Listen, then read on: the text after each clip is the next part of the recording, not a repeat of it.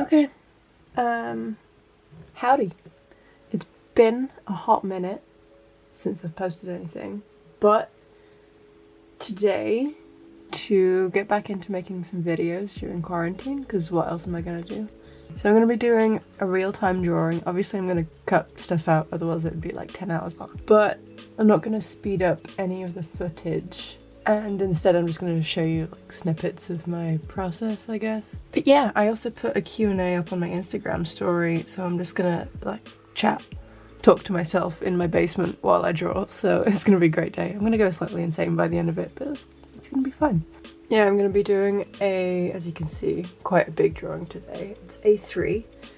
And it's gonna be a super technical drawing. I did a drawing before, not on this channel, just like way before, of a really technical line drawing of Howl's Moving Castle. So I thought this would be a nice thing to just add to that whole genre I have going on. It's not really a genre, but you get what I mean. Let's see what happens. Okay, I think I'm gonna speed past this sketching session because you can't really see it, so I want to get onto the inking.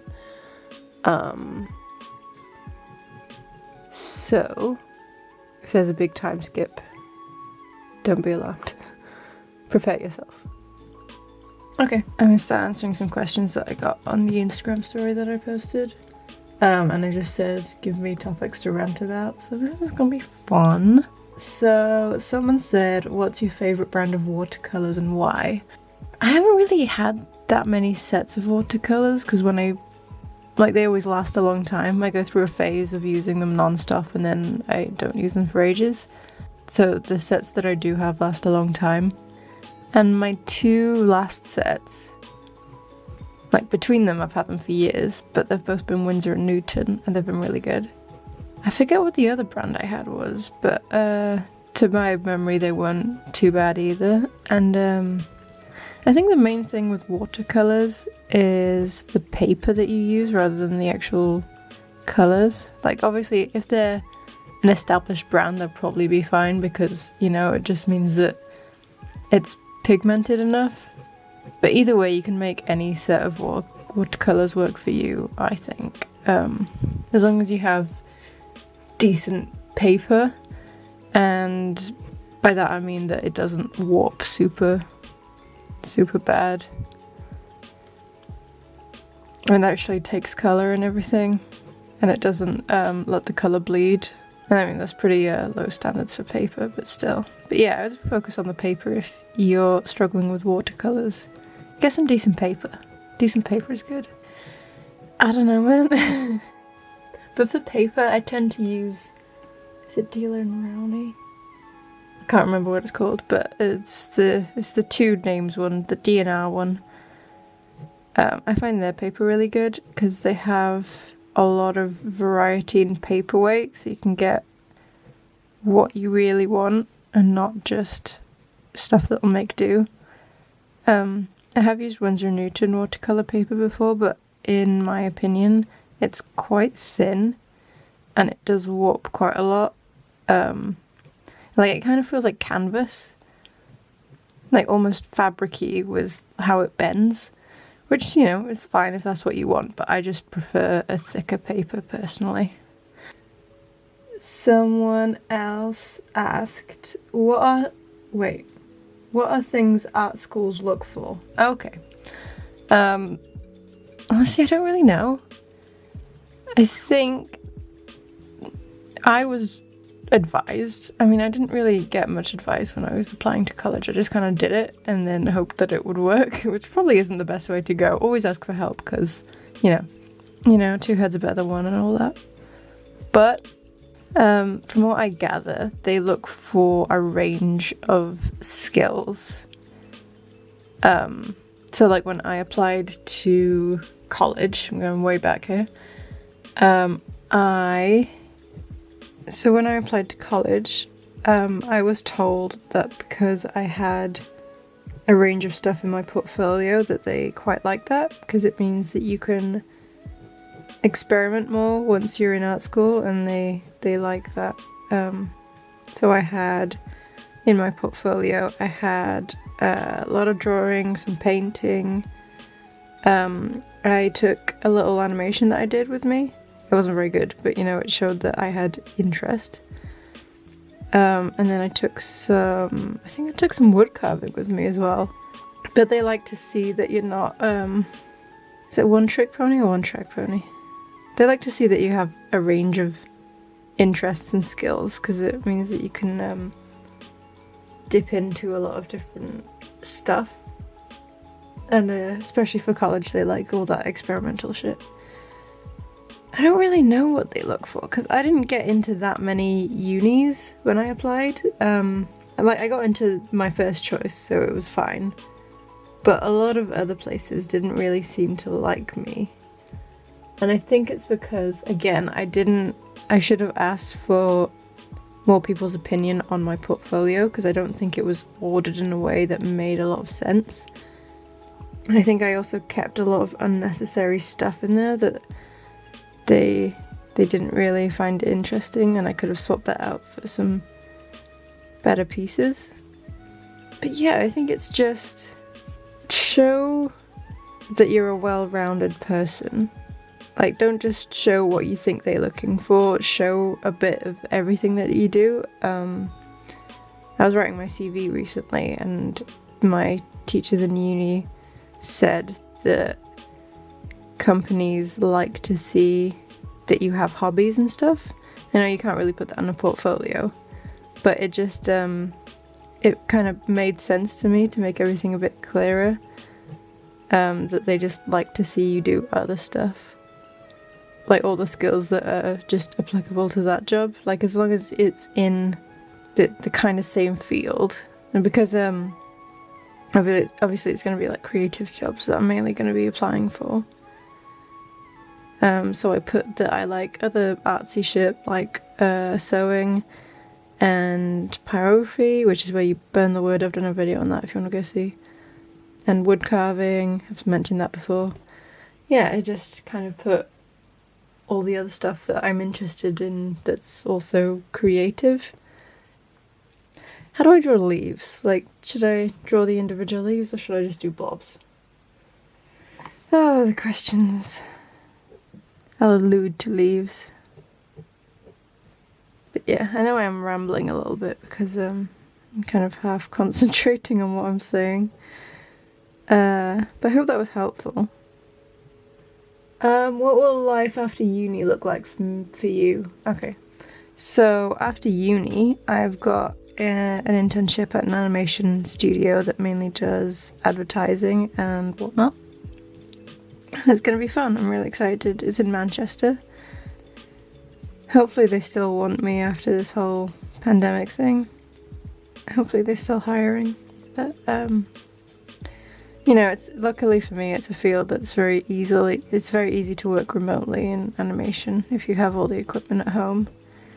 So should be fine. But yeah, moving to Manchester, it's gonna be fun. There's a lot of crafty, artsy shit there. I'm excited to just explore the city, to be honest. You still gotta find a house though. I don't know how that's gonna work with this whole thing either. Hopefully we're out of quarantine by that time so we can actually go look at houses. Hey. Comfort zone. So I'm gonna chat about comfort zones. Okay, that's a very open-ended question. Yeah, comfort zones. You mean, I'm guessing, okay, I'm gonna take this from like an artsy point of view. So yeah, it kind of links back to what I was saying about portfolios and trying different stuff. Yeah, just don't stay in it is my advice in terms of comfort zones. Like if you were to try something to do with drawing or whatever, try something that's like related but different. So you kind of say if you're scared to, I mean, I don't know why you would be scared to do anything with artsy shit, because it's not going to hurt you, you know. The worst you can do is try, have some fun, and then make like a shitty drawing that you don't really like, but it's fine. You gotta make shitty drawings sometimes. You know? You gotta expect to make some bad stuff, because they're not all gonna be winners. So yeah, I would say... Okay, how's this? I'd say find an artist that you really like and that has inspired you in the past and see what materials they use. Just to see if that'll get the ball rolling, because it might... Like, stepping out of your comfort zone might not be that you're scared of it, but because you just don't know where to go next. And you're kind of in a rut with what you draw and all that. So find an artist that you really like and see what materials they use. That's kind of what happened for me when I started using watercolors. Was someone, I think it was Araville. I just really liked her stuff, so I got some watercolors and tried doing it the way that she does. Like I watched a lot of her process videos to see if that would help.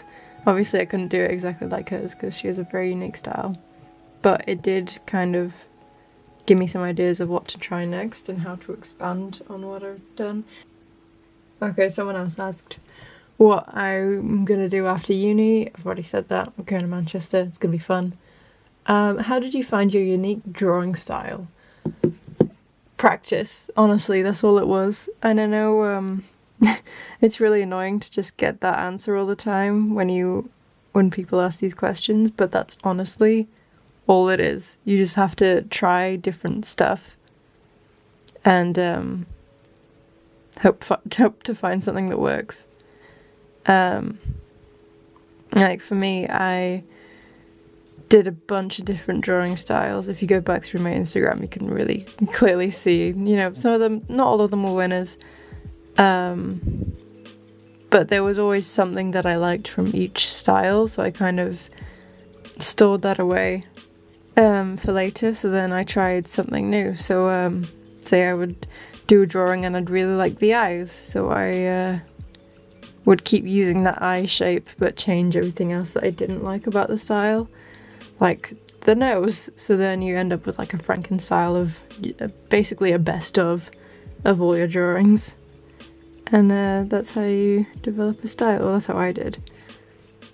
But I think the biggest thing to know is that you actually have to try different stuff. You can't just stick with the same thing all the time, otherwise you're never gonna develop as an artist, because you're just going to be doing the same thing all the time. But the beauty is that because of the nature of drawing, obviously every drawing is going to be slightly different anyway, so it's not that difficult to try. I don't know how long this video is going to be, so I apologise if it's super long. I am planning to cut a lot of it out, but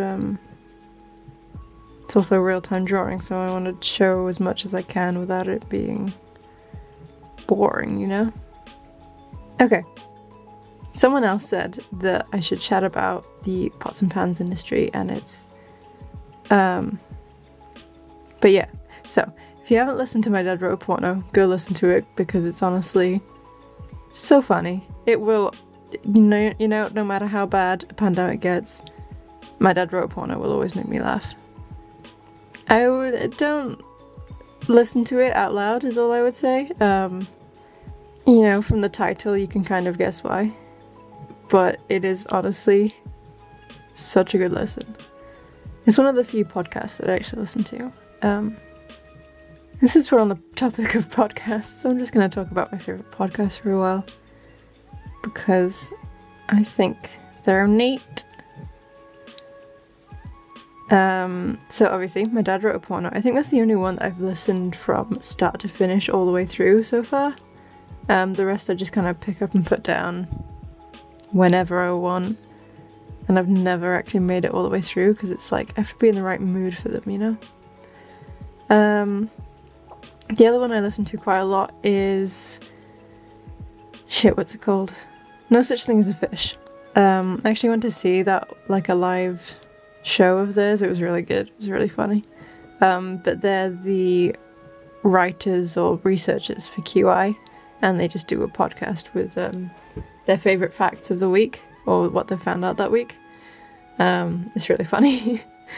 It's very good, and you get to learn a little something, you know? If you like QI, you'll love it. It's, you know, all the weird, stupid facts, but with different people. I've also been listening to The Illusionist, which is an entomology podcast. It's really interesting. I really like it. I think it's slightly overproduced because I quite like my podcast to be kind of off the cuff and to have a little bit of humour that way. But this one's, you can really tell that it's been scripted beforehand. Or maybe she just has that kind of voice, I don't know, but I think it's been scripted beforehand. But I still really enjoy it. It's really interesting. It's my favourite. They just talk about the origin of different words in different languages, and each episode has a different theme. And they have an episode on swear words and how swear words are rated, and what makes certain swear words worse and how are they categorized. And it's just really interesting to me. I actually played that episode. It was called Detonating the Sea Bomb, so you can imagine what happens. But I actually played that episode for my mum, and she laughed so much. We listened to it in an airport, and it was probably a bad decision because she was laughing so much people were starting to turn around and be concerned, but it was very funny. Yeah, it's a really interesting podcast. I would recommend it. I also recently, it's just to go from The Illusionist to this it really shows the depth and breadth of my sense of humour, which is just stupid.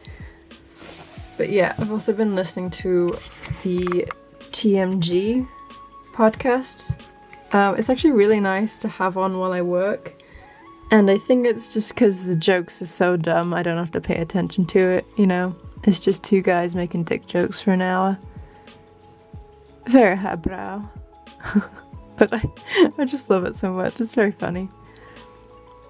But it's Cody Ko and Noel Miller. They have a podcast together, and they just talk about stupid shit. And yeah, I think it's funny, and I listen to it a lot.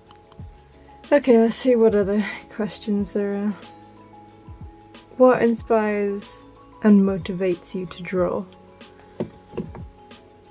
That's like, again, a very open-ended question and a very loaded question. I just think that I draw because I want to get better at the thing that I love doing, you know? I really love to draw, so that's motivation in itself. But also the promise of making something new and trying something that I haven't tried before is very exciting, because I just want to see how it goes. Like, I haven't done one of these drawings in about 5 years, and I'm hoping that I've improved since my last really technical drawing. So yeah, that's quite motivating to me, because I want to see how it ends up once it's finished. You know, if you're not excited to see something when it's done, then you're not going to be motivated to finish it. So don't start something half-heartedly. Start something because you want to see it finished. Would be my advice. Okay, someone asked me what the biggest drawing I've made is. And I think I would have to say the biggest... Well, technically they were like drawing, painting, cross things. But the biggest drawing I've ever made was for my final major project in college. Like, it must have been A1, I guess. It was like A1 size, but then I trimmed the edges off so it was really skinny. And I did 3 giant paintings for my end of year show, and they were all based on different myths from around the world. And then I kind of used like the origin of the myth to inspire the art style. But yeah, they would be my biggest pieces. They were pretty huge actually. It cost my mum a fortune to get it framed, so it must have been pretty big.